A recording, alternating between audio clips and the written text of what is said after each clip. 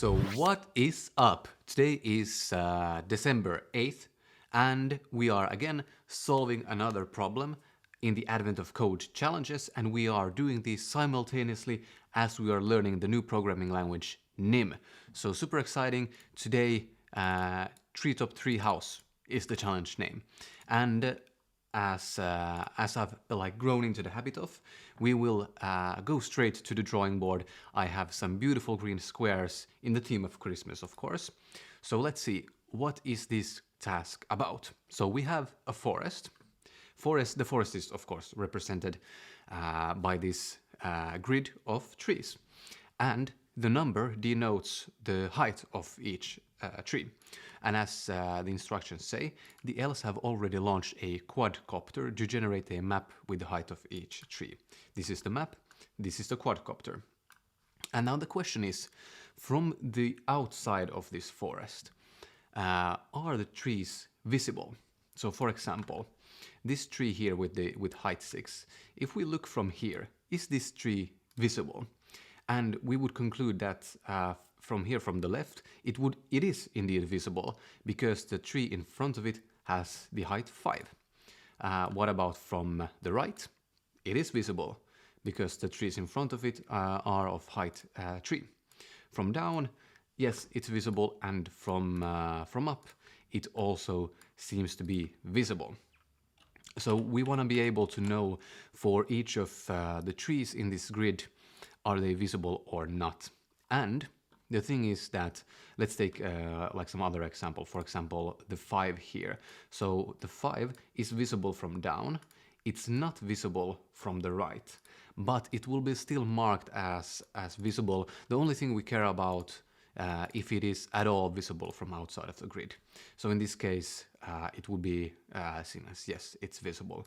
And also if they are of equal length, then it's not visible. And also one last condition actually here, the trees that are like on the outer rim are by default visible. Like that kind of makes sense actually. So all these trees that are here, for example, the 3, 5, 6, 1, they are visible. All right, so this means that we are going to be working with matrices. Previously, we worked with matrices in such a way that we had a sequence of sequences. Today, we are actually going to do another approach. We're going to create our own data type, which is called a matrix. It's going to be really fun, and let's not stall this anymore. Let's go coding. So let's start coding our default, or like not our default, but our new data type, matrix. Let's create it of type T, which means that it's a generic. We can have any. I want to be able to have a matrix that can have like integers and booleans and other type of stuff. I don't want to bind it to any specific.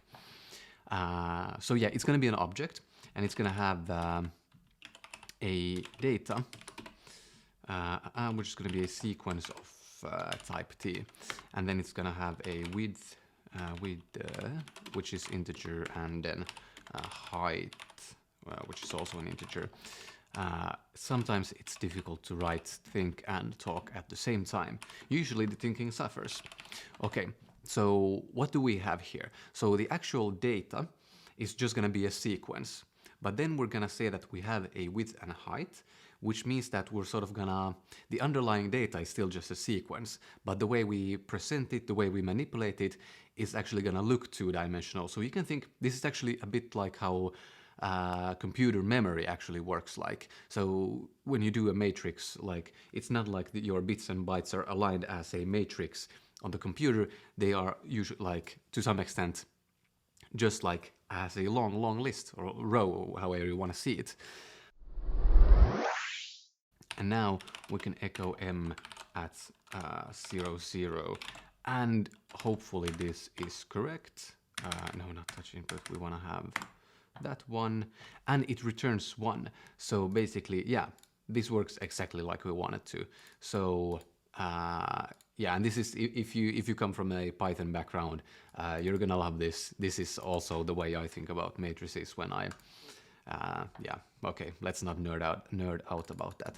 But yeah, this is now a way how we can access these elements pretty nicely. So now that we have gotten the taste of overloading these functions, let's actually also overload the sort of like stringify functions, stringify function, as we did last, already earlier today. So let's do this. So in this case, we want to basically iterate over the sequence, and then at every x characters, we basically just wanna put a new line character in there. So we can do for I in m.data, we can say result.add I, and now it has to be like that. And oh yeah, we can also do like index and item, not to confuse ourselves too much. For and if index is divisible, so modulo operator with 2, and now m dot width. So now we can echo 1 1, but we can also just echo m, and yeah, it works. So let's not echo that clean output here. So like that. So now we're able to print our matrix in a way that's actually a bit more easy to understand, like where do the rows and columns go. Okay, so we have the test.txt, so let's go on with the recipe that is so very familiar for us. Let me actually delete all this stuff, and then yeah, we want to do m.data.add, and then we're just gonna add the number there, and then we have some error over there because we haven't initialized the type again. But then we can do a nice thing that I learned. We have this increment, so we can do height, just increment it like that, and then let's throw here in the integer type so that we get this away, and then this we get an error because we have to have var because we want to mutate that value. And that's what we get. I think that's really nice. So, and it's exactly as we have 303 7, yeah, like that. Nice matrix actually. Pretty nice. Moving right along. So the next thing I want to have is a function to be able to extract one row or one column from the matrix. So in this task, it's going to be quite a handy trick to do because we want to be able to have sort of like we're at one position in the matrix, and we want to be able to get like the row and the column. So to be able to see sort of like, is the tree visible from up, down, left, and right. So let's do that. So we have m is a matrix, and this is going to return a sequence of in this case we could do again the generic type, but I'm gonna hard code that it's going to be the integer type because I don't think I'm gonna use this for anything. No, actually no, let's do this properly. Sequence of m.t. So this is gonna be, yeah, we're actually doing this correctly. Nice. Data, and then from the start to the ending, like that. And now this should work. So if we just want to have, do we have the fake, or no, we're actually reading in the data. So let's take like, let's take just say let some row, and now we want to say m dot row, and we want to extract, for example, the second row, and now we can echo some row. Let's see what this is. It's 65332. We took the second row, or like not the second, but the one with index number 2, which is this one. So yeah, this works nicely. Now let's do the same thing for column. Now this is going to be a bit more, how would you say, like expensive than doing the row thing, because like our data in the matrix is stored like we have row by row by row. The rows are next to each other, like aligned nicely. But now when we get the column, we actually have to sort of like jump to everyone because it's stacked by rows. So rows go nicely with slices, but columns we actually have to do these jumps to get to the right place. A bit more expensive, but I think it's still gonna be like quite a nice solution, I think. Yeah. 353. Yeah, exactly. And that's how we got it. So yeah, actually maybe it would make more sense to call this one X. So now what I have is this thing called the like a visibility matrix. So it's a matrix of the same size as the input that we have, but it's a matrix with just Boolean values, and they are all initialized at as false. And the thing what I want to have now is that I want to have we should go for like for x in 0 to m dot m dot width -1 for y in 0 to m dot height -1, and then we should have some function where now we pass in the individual thing, or like we pass in some function where we check the visibility. So so what I now have is in this check visibility function, I'm passing in the matrix, the visibility matrix, and the xy, get the item, and then we can get the current row and current column. So for example, if we are somewhere in the middle, we get sort of like the cross from there, and then we're splitting it into right, left, up, and down by slicing this thing. But now I'm thinking actually it would be really nice if we had sort of like a function that would check just for one. So let's do like check 1, result equals true. So we set it true in the beginning. So now we can call this for each one. By default, it's true. But then if even one of the things that are like in front of whatever tree we're looking at is taller than or of the same length than it, then we're gonna set this to false, and this whole thing will return false. Actually, we can do like break if we ever find something that's false. Nice. Okay, so this is actually a bit of a thing that I didn't really think about. So now we're checking each direction, they are returning a boolean, and now if all of them are false, then we just wanna like discard it, because we have already in the like default in the visibility matrix we're setting everything to false.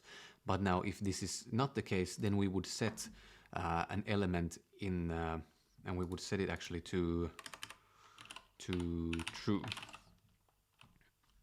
Would be what we would like to do. At least I think so. Yeah, I think so. But the problem is that, this doesn't work, because when we defined this here, this is only like for retrieving. And I don't really know if there's a good way of like doing assignment like in the same, I don't really know.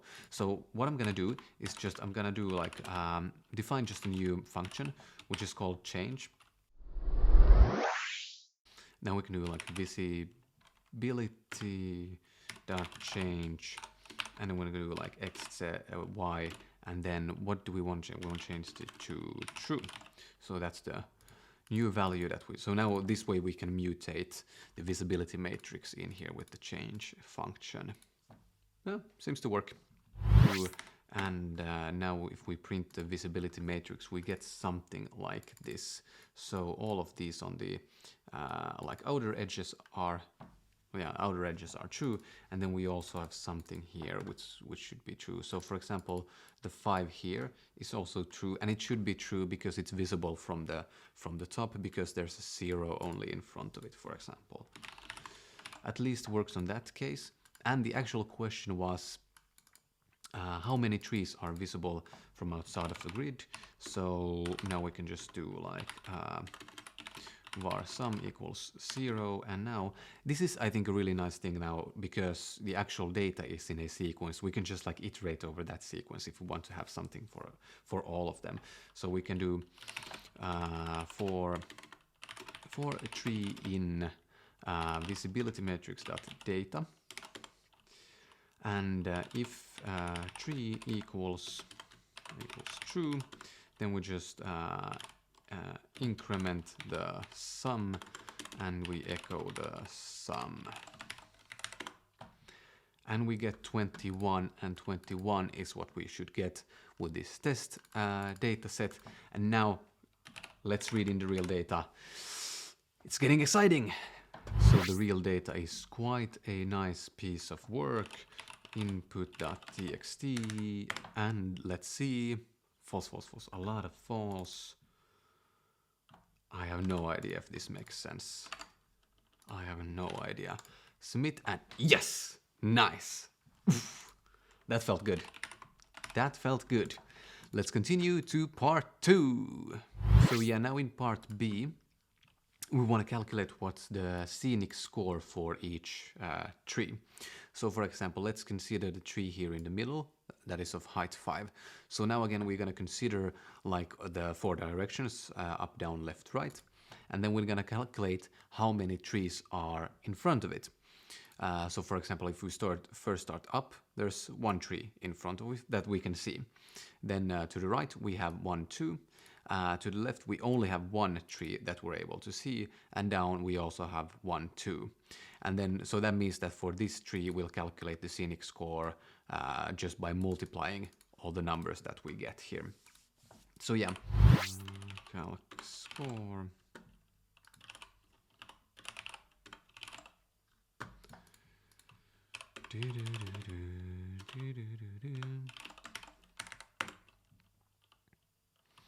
And we get something like that. Seems not to be correct though. So yeah, one thing actually, we have to reverse the left one. Yeah, exactly. We can't have it like that, because we are just taking the sequence, and then when we start going like this, it was just fine. Apparently, yeah, it was just fine when we're doing like a Boolean check, but now we actually have to do like left dot reverse, and I think it's, we have to import algorithm